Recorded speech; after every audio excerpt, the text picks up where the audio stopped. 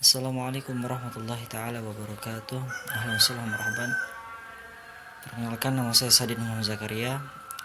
Kali ini saya akan membahas terkait masalah bahasa dan masyarakat, yang dimana keduanya ini memiliki keterkaitan antara keduanya. Bahasa dan tutur. Pengertian bahasa dan tutur.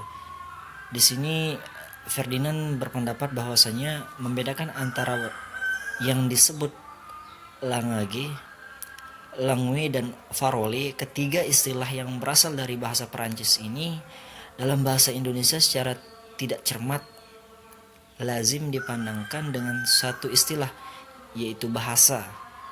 Padahal ketiganya memiliki pengertian yang berbeda, walaupun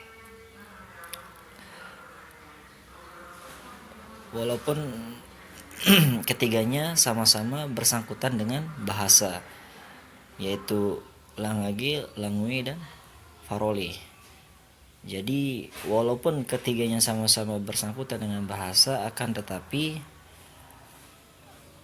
dalam bahasa Indonesia itu secara tidak cermat lazim dipandangkan dengan satu istilah, yaitu bahasa, walaupun ketiganya sama-sama memiliki atau sama-sama bersangkutan dengan bahasa.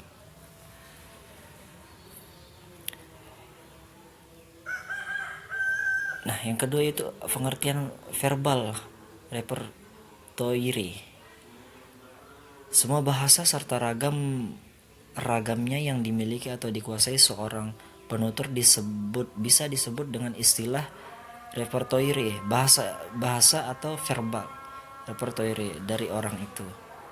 Verbal repertoire sebenarnya ada dua macam, yaitu yang pertama dimiliki setiap penutur secara individual mengacu pada alat-alat verbal yang dikuasai oleh seorang penutur, termasuk kemampuan untuk memilih norma-norma sosial bahasa sesuai dengan situasi dan fungsinya.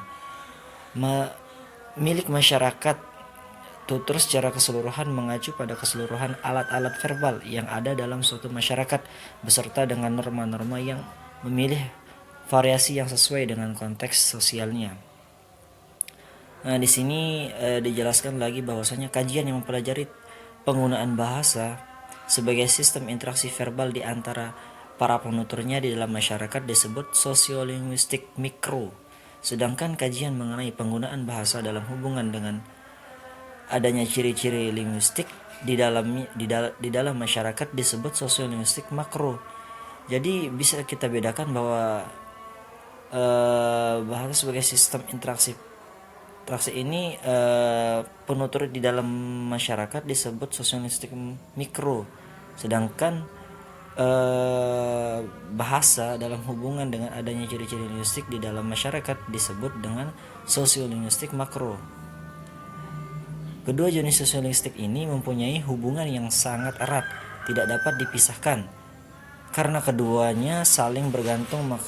Maksudnya verbal repertoire setiap penutur ditentukan oleh masyarakat di mana dia berada, sedangkan verbal repertoire suatu masyarakat tutur terjadi dari himpunan verbal repertoire semua penutur di dalam masyarakat. Nah, dijelaskan lagi pula pengertian masyarakat tutur. Jika suatu kelompok orang atau suatu masyarakat mempunyai verbal repertoire yang relatif sama serta mereka mempunyai penilaian yang sama terhadap norma-norma pemakaian bahasa yang digunakan di dalam masyarakat itu, maka dapat dikatakan bahwa kelompok orang itu atau masyarakat itu adalah sebuah masyarakat tutur, English Speech Community. Jadi masyarakat tutur bukanlah hanya sekelompok orang yang menggunakan bahasa yang sama, melainkan sekelompok orang yang mempunyai norma yang sama dalam menggunakan bentuk-bentuk bahasa.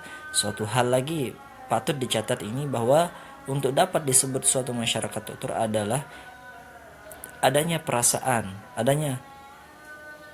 di antara para penuturnya bahwa mereka merasa menggunakan tutur yang sama. Nah, di sini dijelaskan lagi bahwasanya bahasa dan masyarakat itu ada hubungannya. Nah, di sini dijelaskan bahwa Hubungan bahasa dan tingkat sosial masyarakat. Adanya tingkat sosial di dalam masyarakat dapat dilihat dari segi yang pertama ini, dari segi bangsawanan. Kalau ada, dan kedua dari segi kedudukan sosial ditandai dengan tingkat pendidikan dan keadaan perekonomian yang dimiliki. Biasanya yang memiliki pendidikan lebih baik memperoleh kemungkinan untuk memperoleh taraf perekonomian yang lebih baik pula, tetapi ini tidak mutlak. Bisa saja taraf pendidikannya lebih baik namun taraf perekonomiannya kurang baik. Sebaliknya, yang memiliki taraf pendidikan kurang tetapi memiliki taraf perekonomian yang lebih baik. Jadi di sini maksudnya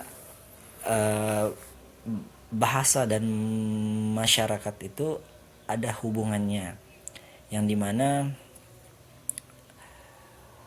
tingkatan sosial di dalam bermasyarakat itu bahwasanya bisa dilihat dari dua segi. Yang pertama kebangsawanan, terus yang kedua itu bisa dilihat dari kedudukannya. Mungkin cukup sekian dari saya. Assalamualaikum warahmatullahi taala wabarakatuh.